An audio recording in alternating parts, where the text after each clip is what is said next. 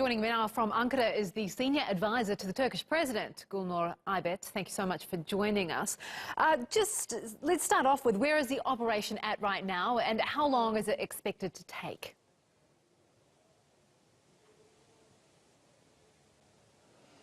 Well, you know, when we talk about the actual objectives of the operation, it's actually to clear the presence of the terrorists YPG, but Daesh elements, which are also in Afrin as well, to secure Turkey's borders so that terrorist attacks from this region adjacent to the border don't take place against the southern provinces, which they have been doing, and also to prevent the PKK terrorists from using this as a launch pad to infiltrate into those border areas and then launch attacks within Turkey, as they've been doing. So, you know, that's the main objective. The other objective is also to prevent the corridor, a terror corridor, from emerging next to this very long border that we have with Syria, but also to bring a sense of stability and safety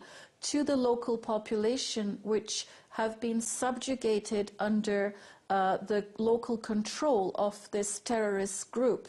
And, you know, you only have to look at certain reports, international reports as well, as to the way this group, the PYD, which is an affiliate of the terrorist PKK, have been persecuting anybody in those regions that they control that don't agree with them, forcing people out of their homes, and not just against the local Arab population, but also Kurds. So the operation will last for as long as it takes to eradicate this threat and to see a return of some semblance of stability and security along the border of Turkey.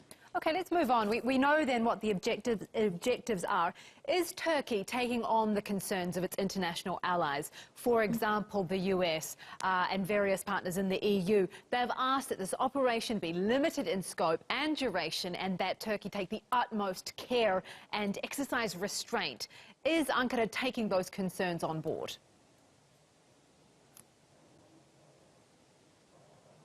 Ankara has been very diligent in the diplomatic efforts it's made in informing its allies and the international community prior and during the operation. So the foreign minister had one-to-one calls with various allied foreign ministers. Others were notified through ambassadors being called to briefings in the Ministry of Foreign Affairs, and also written notifications were made to international organizations such as the UN, as well as the Islamic Conference organization. So Turkey has been informing all parties, regional and global, about the operation. That's been undertaken in a very diligent diplomatic transparency. For individual spokespersons of organizations or countries to voice their concerns at this stage, you know, they are being informed as the operation proceeds. But I've already mentioned and outlined to you the absolute objectives, which are very clear. They are very clear. And this operation will take place until those objectives have been met. Of course, yeah. and your point about transparency has been echoed Yes.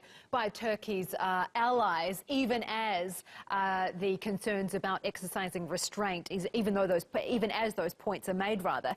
Let's move on, though. The US sees the YPG as one of its most effective partners in the fight against Daesh. Obviously, you know, for Turkey, for all international partners, the PKK is a terror group, and Turkey sees the YPG as an offshoot of that. Can you, however, concede that the YPG terror group has been effective in fighting Daesh up until this point?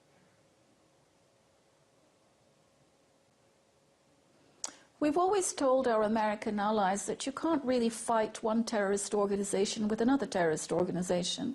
If you arm a terrorist organization to get rid of another one on the ground, eventually that armed group is going to backfire against you because they're terrorists. So we've always said that there's an absolute folly in doing this. And we've asked them time and time again to work with us and the Free Syrian Army. And that we're quite capable of, Turkey, look at under Euphrates Shield, they've cleared an enormously large area from Daesh, and they've been more effective in the fight against Daesh than any other coalition member doing this all by themselves. So, Turkey has proven in Euphrates Shield their ability to fight Daesh. I don't think it was necessary for the United States, as they claim, to be partnering with a so-called terrorist, with a so-called partnering with a terrorist organization in this respect, because if you give arms to a terrorist organization, it's going to backfire against you. So I don't think it's been that effective either, because we've already seen footage, I might add, from the BBC that thousands of these Daesh fighters were actually aided and abetted by the YPG, or the so-called SDF, to be evacuated from Raqqa. So if it was that effective, why were they aiding and abetting the evacuation of these Daesh terrorists from Raqqa? So there's also a speculation as to how effective they have been in that sense. The success of Operation Euphrates Shield is very clear. I mean, I myself have been to Jarablus recently and seen firsthand, and people are returning there. It's a very different situation than it was a few years ago there. But in terms of, you're saying the US cannot fight one terror group with another terror group, has Turkey not been allowing that to happen, essentially by not stepping in to fight the YPG up until this point? Because the YPG has been fighting Daesh up until this point, and it's only now that Turkey has decided to intervene.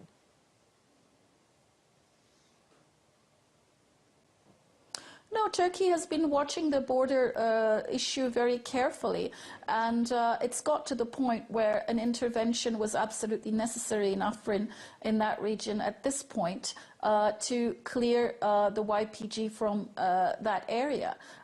Because as the war is coming to an end game, there's a lot of last-minute moves and land grabbing, and the terrorist groups trying to legitimize themselves on the ground.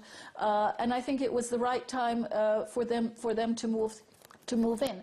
But Turkey has been, with the Euphrates Shield, it was very much concentrated on the battle against Daesh. And they have been, doing hot pursuits as well as shelling from the border areas to the YPG presences across the border. So it's not like they haven't intervened before. But no, this is a large-scale intervention that was necessary at this point to secure the border. And I might add, you mentioned about some of the international community talking about restraint. I mean, this operation is only against the terrorist factions which are in that area. That includes the YPG as well as Daesh. It's not directed against the civilian population, and the Turkish armed forces are taking utmost care to avoid collateral damage. And in fact, the Turkish Red Crescent is poised in Aziz to actually give aid and shelter to those that are being evacuated, but the PYD are not allowing people, civilians, to leave those areas. Yes, so they're actually not helping in this respect. And we have been getting those reports as well here. Thank you so much for that. Yes. Really great to speak to you. That's Gulnur Aybet, Yes. Senior Advisor to the Turkish President. Thank you for your time. Thank you.